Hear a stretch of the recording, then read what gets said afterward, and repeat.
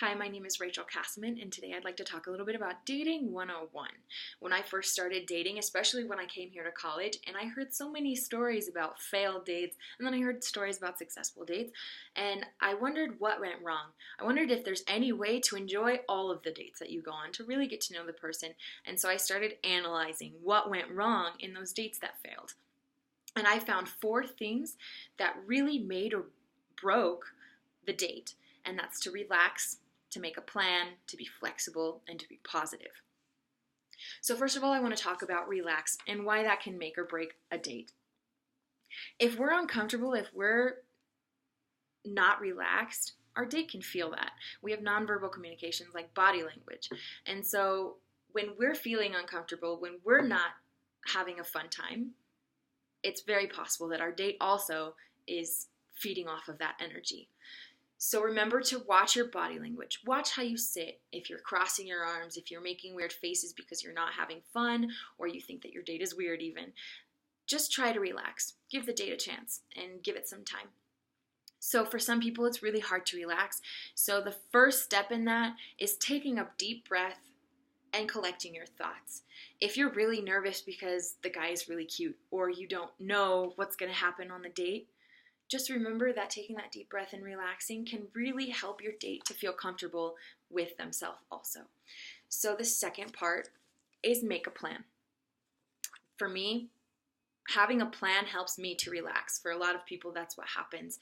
So going into a date with a plan can really help things go smoothly. And having backups in case the first thing falls apart is really something helpful, so that you know that if the first thing falls apart, you have something else to do, and there won't be that moment of boredom or awkward silence trying to figure out what you're going to do on this date.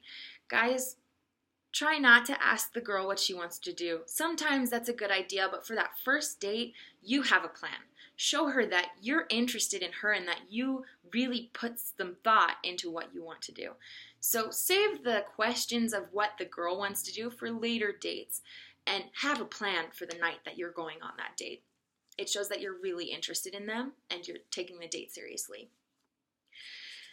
However, sometimes, like I said, our plans don't go how we want them to. The dates that we planned kind of fall apart.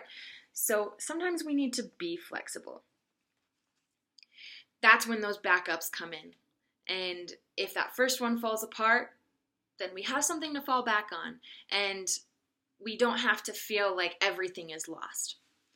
And I do have to admit, while I think it is very important to have a plan and to try to stick with it, I also believe that being spontaneous is something that can really make a date fun. I think some of the most fun dates I've ever been on were spontaneous, where we started off with a plan and then we branched off from there and started doing something else different.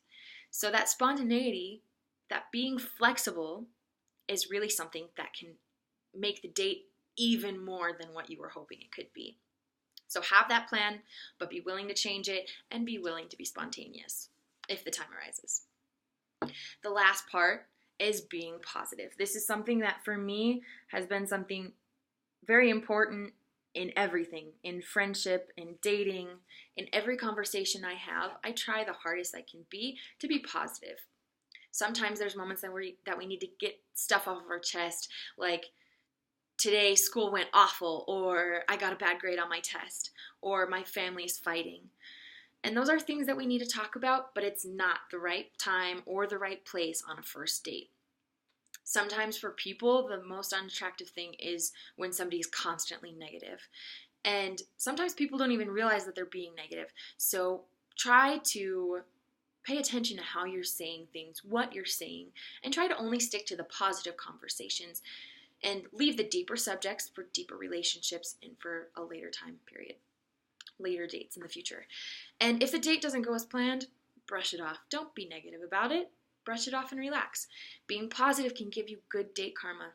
That person will want to go on a date with you later, and other people will see that in you and want to go on a date with you.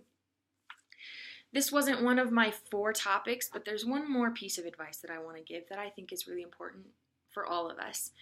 We need to remember how important the other person is, that we're all children of God and that we should treat them as such. So remember all of this advice that I've given you. Go out there, find that perfect date, and not only find that perfect date, but make it a date, because you can control things in the way that you act. So go find that date. Be a good date.